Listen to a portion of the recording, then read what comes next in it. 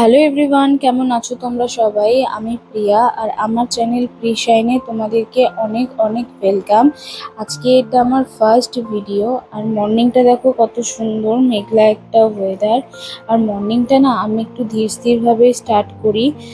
তার জন্য সকালবেলা আর কিছু ওয়ার্কআউট করি না। আর আমার ঘরে সকালে কাজবাজগুলো যেহেতু সমস্তটা আমি নিজেই করি, যার কারণে আর সকালবেলা ওয়ার্কআউট করলে কি হয়, এত লেজি লাগে আর কাজগুলো করতে ইচ্ছে করে না। তাই সকালবেলা আর ওয়ার্কআউট করা হয় না। এখানে লিওকে দেখো, ওনা সারা রাত ঘুমায়, তারপরে মর্নিংয়ে একটুখানি ওয়াক করে আসে, এসে আবার ঘুমিয়ে যায়। ওকে যত রকমই জ্বালাতন করো না কেন, ও একদমই বিরক্তি হয় না, ও নিজের মতন নিজে ঘুমিয়ে থাকে। আর মর্নিংয়ে না আমি এমটি স্টমাক একটা জুস খাই, যেটা হচ্ছে আমলা জুস। এটা আমি ওয়েট লসের জন্যই খাই।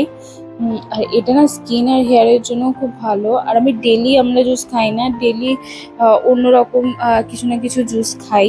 আজকে আমলা জুসটা খেয়েছি। আর তোমরা তো জানো শ্রাবণ মাস স্টার্ট হয়ে গেছে, আর আজকে শ্রাবণ মাসের দ্বিতীয় সোমবার। তো আজকে একটু ভেবেছিলাম মন্দিরে যাব। আর আমি না বেশ কয়েক বছর হয়ে গেছে শ্রাবণ মাসটা করি। তো আজকে ভেবেছিলাম একটু মন্দিরে যাব, কিন্তু সেটা আর হবে না। কারণ মা বললো যে দিদার শরীরটা অনেক খারাপ, তাই আজকে দেখতে যাবে। ঠিক আজকে পুজোটা ঘরেই দেব। আর ফার্স্ট উইকেও না আমি পুজোটা ঘরেই দিয়েছিলাম। আর আজকে আমি একটু তাড়াতাড়ি ঘুম থেকে উঠেছিলাম, ভেবেছিলাম যে কাজ বাজ করবো, করে মন্দিরে যাই হয়ে যাক আজকে মন্দিরে যাব, কিন্তু সেটা আর হলো না। উম, তো যখন বাড়িতে বসে থাকি না, তখন বৃষ্টিটা কত ভালো লাগে, বৃষ্টির ওয়েদার কত ভালো লাগে। আসলেই যারা বাড়িতে বসে থাকে তাদের জন্য শীত বলো, গরম বলো, বৃষ্টি বলো, সব ভালো লাগে।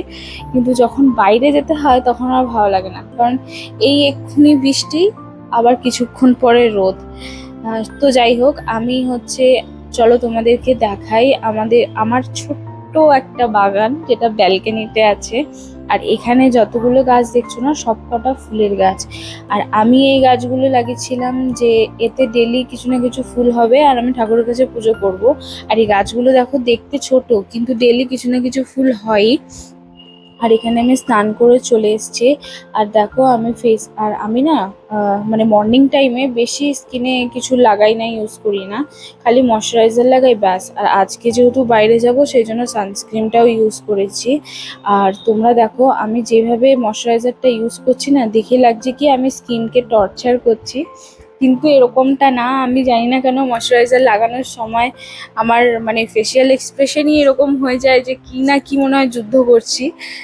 কিন্তু এমনটা না, আমি অনেক হালকা হাতেই ইউজ করি, ময়শ্চারাইজার বলো, সিরাম বলো, কিন্তু ফেসিয়াল এক্সপ্রেশনটা ওরকম হয়ে যায়। আর এই যে সানস্ক্রিনটা দেখলে, ওটা ডট অ্যান্ড কি সানস্ক্রিন। প্রত্যেকবারে সানস্ক্রিনটা শেষ হলে আমি ভাবি যে এবার একটা নতুন ব্র্যান্ডের কিছু সানস্ক্রিন নেব। ওই থাকে না যে নতুন নতুন কিছু ট্রাই করতে ইচ্ছা করে, কিন্তু সেটা আর হয় না। আমি ওই ঘুরে ফিরে যখন এটা শেষ হয়ে যায়, তখন ঘুরে ফিরে আবার সেম সানস্ক্রিনই অর্ডার করে নিই, কারণ এটা অয়েলি স্কিনের জন্য এত ভালো, বলার মতো না। অয়েলি স্কিনে না খুব সুন্দর একটা ময়শ্চার দেয়, আর ফেসের মধ্যে অয়েল থাকে না। এখানে দেখো লিওকে, ও আমাদেরকে রেডি হয়ে বেরোতে দেখে না একটুখানি উঠেছিল, দিয়ে আবার একটা নাটক করলো জাস্ট ঘুমিয়ে যাওয়ার, কারণ ও জানে যে আমরা টাইম মতন চলে আসব। আর ওকে ঘরে রেখে আমরা তো বেশিক্ষণ বাইরে থাকতে পারি না। আমি আর মা যদি একসাথে বেরোই, তাহলে আমাদেরকে দুপুরের আগে রিটার্ন আসতে হয়, কারণ ও একা কিছুতেই খেতে চায় না, ওকে খাইয়ে দিতে হয়। যার কারণে আমরা বাইরে বেশিক্ষণ থাকতে পারি না। আর তাই আজকে তাড়াহুড়ো করে কাজ করে বেরিয়েছি, যাতে টাইমের মধ্যে ফেরত আসতে পারি, ওকে খাওয়ানোর টাইমের মধ্যে ফেরত আসতে পারি। আর সকালে না ওই তাড়াহুড়ো করে কাজ করতে আমার একদম ভালো লাগে না। সব কাজ নিজে করব ঠিক আছে, কিন্তু সেটা আস্তে সুস্তে।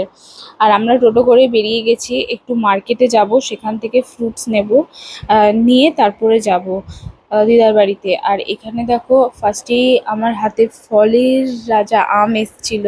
আম কার না ভালো লাগে বলো। আর সব রকম ফল নিয়ে নিয়েছি, আমও নিয়ে নিয়েছি, তারপর ভাবলাম একটু ডাবও নিয়ে নিই, আর এখান থেকে ডাব নিয়ে নিয়েছি। তারপরে আমরা মামা বাড়ি চলে গেছিলাম। আর এখানে দেখো বাচ্চাগুলোকে ওরা বসে বসে পাহারা দিচ্ছে দরজার সামনে। আর ইনাকে দেখো দেখো, ইনি তো কিছুতেই দরজার সামনে থেকে নড়ছে না। আমি কত রকম একে মানে সরানোর চেষ্টা করলাম, কিন্তু ও দরজার সামনে থেকে নড়বে না। দরজাটা একটুখানি খোলা আছে, আর ও বাইরে কি সুন্দর বসে আছে।